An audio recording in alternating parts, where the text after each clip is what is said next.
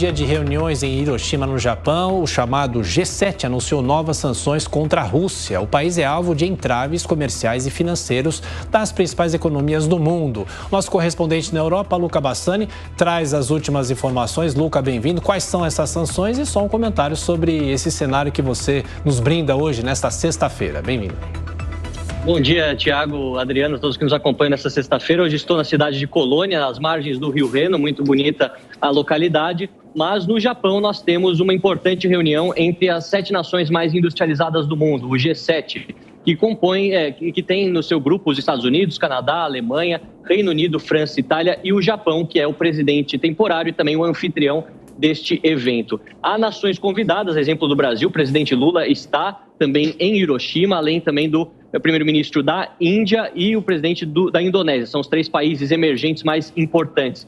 Nesse sentido, vemos que várias discussões sobre pautas globais estão em curso, principalmente sobre a guerra na Ucrânia. Muitos falam quais serão as medidas necessárias para fazer com que esse conflito acabe o mais rápido possível, não só pensando no aspecto humanitário e da paz global, mas também em aspectos econômicos, considerando que muito da inflação dos alimentos e diversos outros índices econômicos pioraram consideravelmente nesses quase 15 meses de guerra. Inclusive, os países anunciaram em conjunto mais um pacote de sanções para tentar frear a máquina de guerra, segundo eles, da Rússia, impedindo com que bens industriais que são fundamentais para a indústria bélica do país consigam chegar do Ocidente até a Rússia, além, é claro, de sancionar os diamantes russos, que não poderão mais ser comercializados nos países que fazem parte deste grupo. Nós vemos que o primeiro-ministro do Japão, Fumio Kishida, que preside essa sessão, ele também tem preocupações em relação às questões Ásia-Pacífico, principalmente nas tensões crescentes em Taiwan,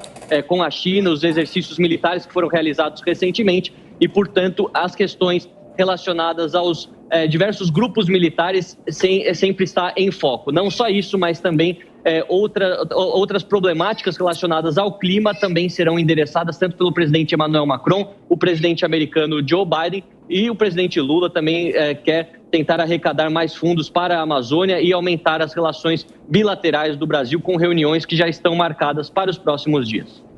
Agora, Luca, você fala sobre as sanções, né? Desde o início da guerra a gente vem acompanhando essas sanções do Ocidente contra a Rússia, mas o curioso é que a Rússia acabou se aliando à China, então os efeitos econômicos não foram os esperados, né? Há, claro, efeitos econômicos, o PIB da Rússia caiu, mas os efeitos econômicos não foram os esperados pelos especialistas, não é isso?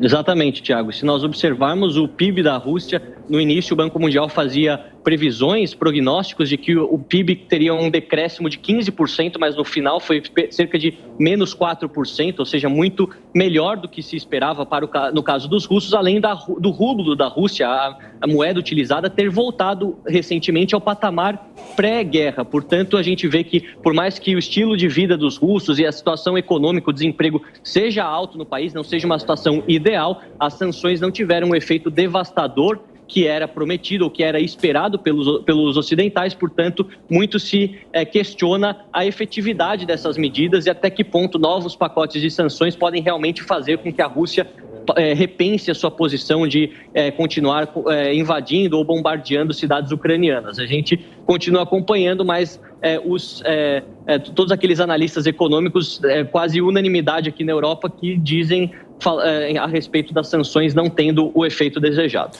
Luca, em 40 segundos, você que circula muito, obviamente, pela Europa, nosso correspondente, na Alemanha a inflação está mais baixa na comparação com o Reino Unido, que você esteve agora para a coroação do Charles III?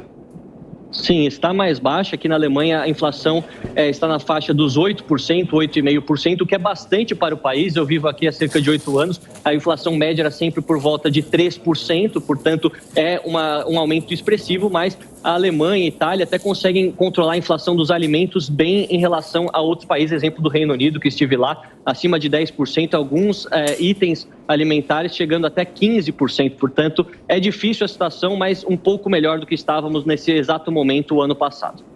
Bom, Luca Bassani é nosso microfone Jovem Pan Europa. A gente continua acompanhando toda a repercussão dessa reunião do G7 no Japão. Até mais tarde, Luca. Bom trabalho.